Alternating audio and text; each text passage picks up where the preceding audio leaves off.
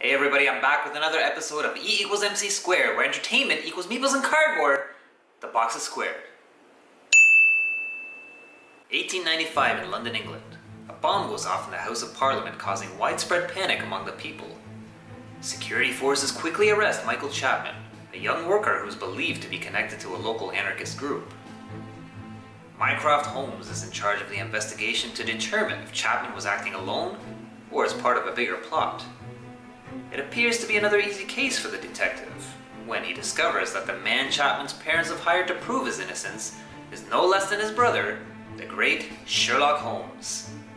In Holmes, Sherlock and Mycroft, players represent the two most brilliant minds in London as they engage in a battle of wits to solve their case. Was Michael Chapman simply in the wrong place at the wrong time? Or a member of a dangerous anarchist cell? Join me for the next few minutes, and I'll show you how it's played.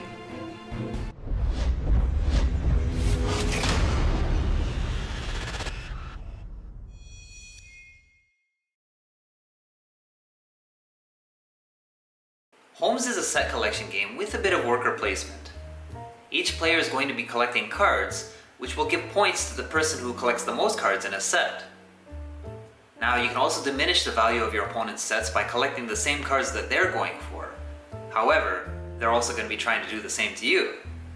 At the end of 7 rounds, the player with the most points ends up winning the game, thereby solving their case. So here's the game setup. You've got your general supply of clue tokens, which is essentially the money of the game. And each player starts with some tokens, and they've got their own set of workers here. Now these are the cards that players are trying to collect. I'll show a better picture of that in a second. But basically, on their turns, players are taking cards from either the face-up choices or from the deck, depending on the action that they take. Now all the action spaces are here on the game board, and each character is essentially an action space. So, depending on the round, either 2 or 1 more character will come out into play, giving players that many more choices for actions. So these are all the possible cards that you'll see in the game. You've got your set number 3 all the way down to set number 9, and you've got your map fragments and wild cards, which I'll talk about afterwards. But basically the number on the card corresponds to how many cards there are in that set, which is important for scoring. So how does scoring work? Well, let's say that on my turn I managed to grab a 6. Now if I go the whole game and I've got more 6s than my opponent, so right now I've got 1, my opponent has nothing, then at the end of the game this set is going to be worth 6 points for me. However, let's say my opponent throughout the game comes along and they grab a 6. I grab another one because I'm trying to get majority. Maybe they grab one more because they're fighting me. Alright, I grabbed the last 2. So now let's say the game ended at this point. I've got 4 of the 6s, my opponent has 2. This is not going to be worth 6 anymore. This is going to be worth the number minus 1 point for each card that my opponent has in the same set. So in this case I start at 6, he's got 2 cards, so I take away a point for each one. That means I end up with 4 points. So that's basically how scoring works. If I manage to grab all of the 6s throughout the game, and my opponent has none of them, then I'm going to get an additional 3 bonus points because I have what's called absolute majority. So absolute majority means you have every single number of that set. So let's talk about the map fragment cards. Now there's only 5 of these in the whole game, and you're going to score points depending on how many you've managed to collect by the end. So you can see numbers on the bottom here. They start at -1, then they go up to 1, 3, 6, and 10. That means if I manage to collect only 1 map fragment for the entire game, I'm going to lose a point. If I can get 3 of them, I'll get 3 points, but if I get all 5, that's worth 10 points. The other type of card you'll see are the wild cards. So throughout the game you're going to be assigning these to your numbered sets, and they'll count as an additional card that you have over your opponent. Now they do not count towards an absolute majority, so to get that extra 3-point bonus, you'll still have to collect all of the numbered cards in a set.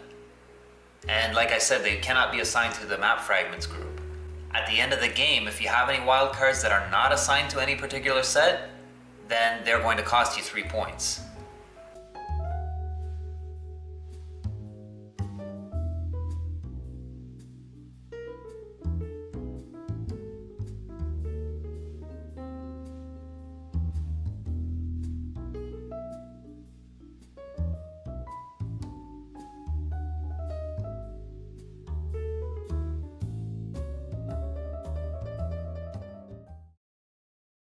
I'll start off talking about the components.